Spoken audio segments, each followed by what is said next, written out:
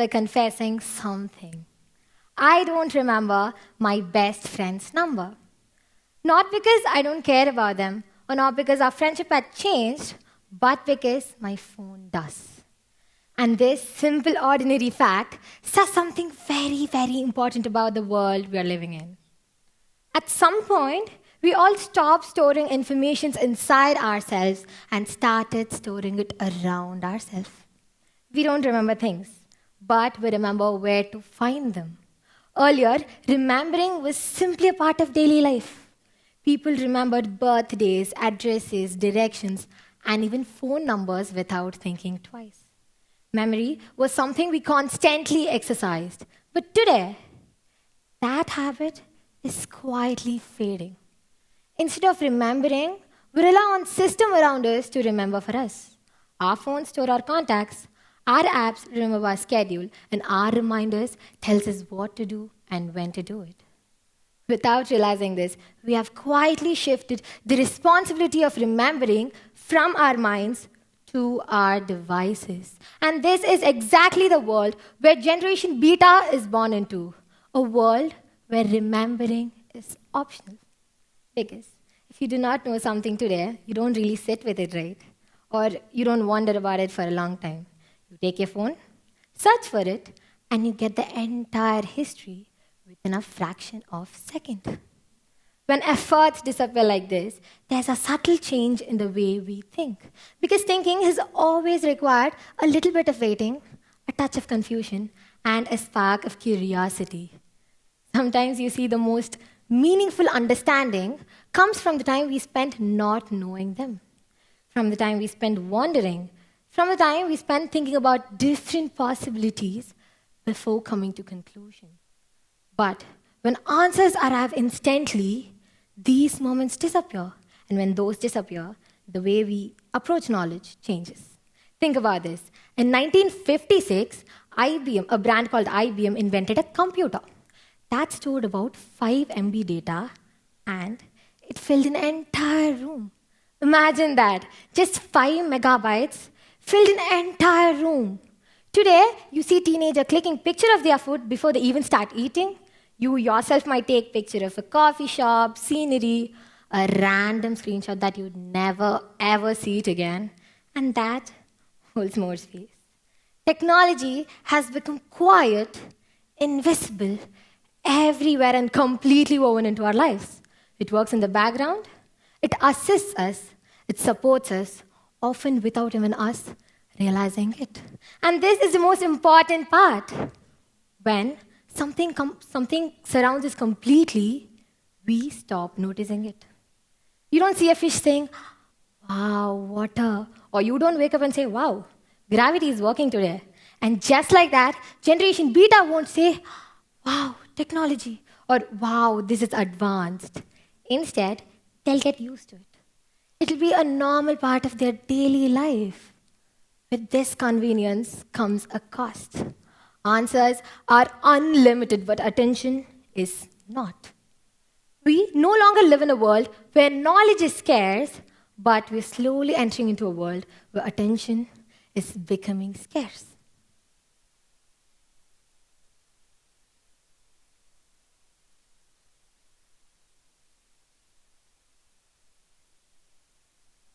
I just stopped speaking for 10 seconds. Some of you might have looked around the room. Some of you might have thought that I forgot what I was about to say. But remember, it was just 10 seconds. 10 seconds of silence already feels long. Now imagine Generation Beta, a generation growing up with constant messages, instant answers, and endless scrolling. If a Generation Beta kid was sitting here, would they wait patiently throughout the 10 seconds? Or would they reach out to their phone immediately? Honestly, we can't blame them. Because in their world, everything moves fast. Informations can be accessed instantly, answers everywhere, knowledge becomes effortless. And when knowledge becomes effortless, it becomes cheap. And when knowledge becomes cheap, the most valuable thing a human can have is the ability to pause, think, and decide what truly matters. Let us imagine something. What might a day in my life of a Generation Beta kid look like? There are two possibilities. The first one, a child living in a world surrounded with intelligent systems. He wakes up, not because an alarm rings beside his bed, but a robot gently taps his shoulder and says, "Good morning, optimal wake-up time achieved." He walks towards the sink, brushes his teeth, while the speaker in his smart mirror tells him the important news of the day. Weather update, global headlines, health suggestions, all delivered automatically. He opens his wardrobe, but he doesn't choose anything because the algorithm had already selected an outfit for him. He wears the dress chosen by the algorithm. He wears the shoes chosen by the algorithm. He even styles his hair the way the algorithm suggests. After getting ready, he goes out for a walk. And suddenly, his watch vibrates. A reminder to drink water. He drinks. Throughout the day, the algorithm tells him when to eat, when to relax, when to exercise, and even when to sleep. At the end of the day, the lights slowly dim. The voice from the system says, "It's time to sleep." No doubt he goes to sleep. Now, let us look at the contrast. Not every child of Generation Beta will have a robot waking them up or a smart mirror reading out news. There will be children who are surrounded by technology, but do not have full luxury system. In this case, he wakes up to the sound of an alarm beside his bed, or perhaps his mother waking him up saying it's already 9, while it's actually 8. He brushes his teeth, looking at a simple mirror and not a smart one. He goes to school, attends schools just like many of us do today. There are no AI tutor guiding his lessons. He listens to his teacher, reads from textbook, and asks questions. He comes back home, completes his homework, and maybe rushes out to play with his friends, or maybe help his family with household chores, or maybe spend a little time on his phone playing video games.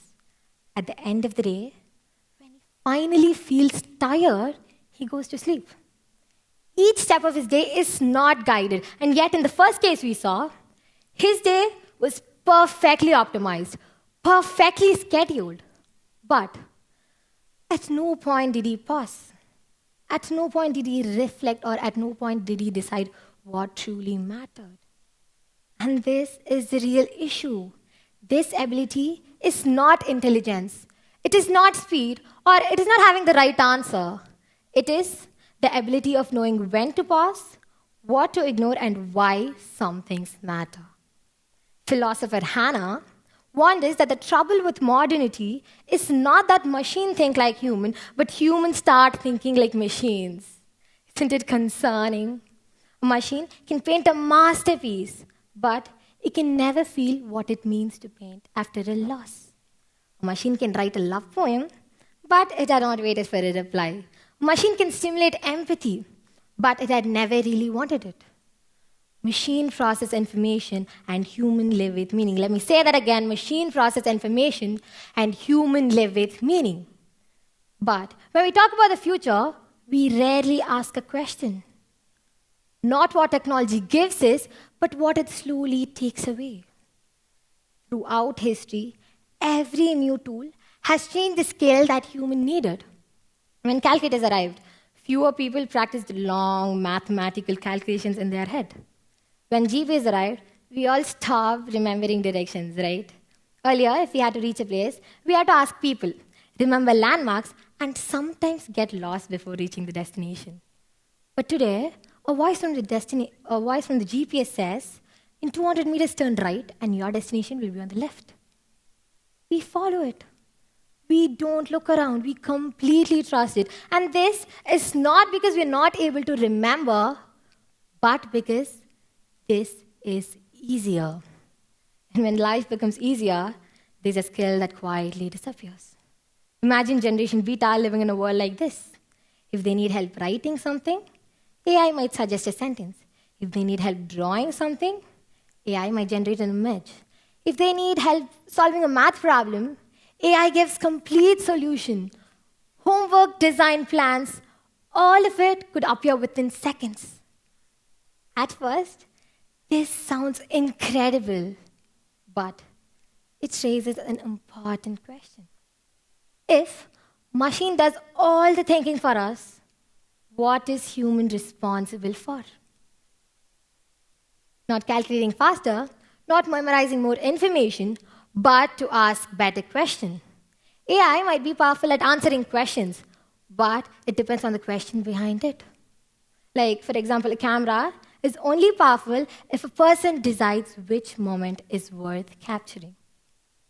The skill that Generation Beta will need is not memorizing more information or calculating faster, but the courage to ask questions that no one had asked for, the patience to think deeply about it, and the wisdom to decide which problem is worth solving.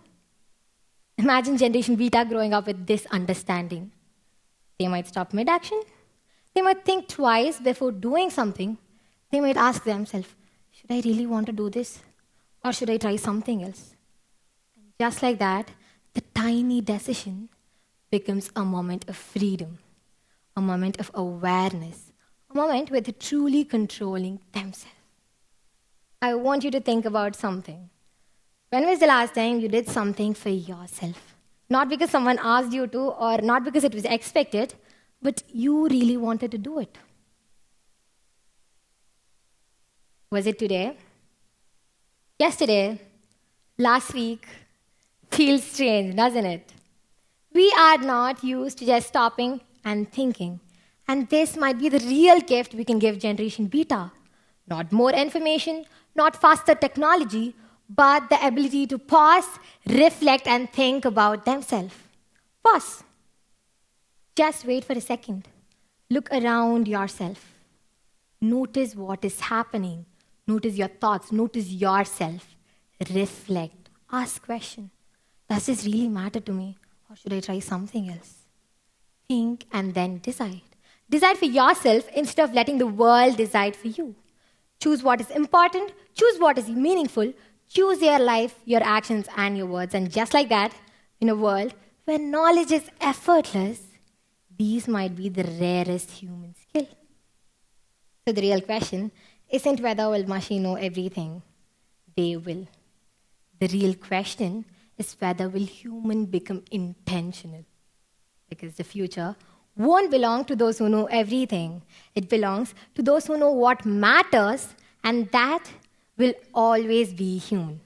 Think about it. Thank you.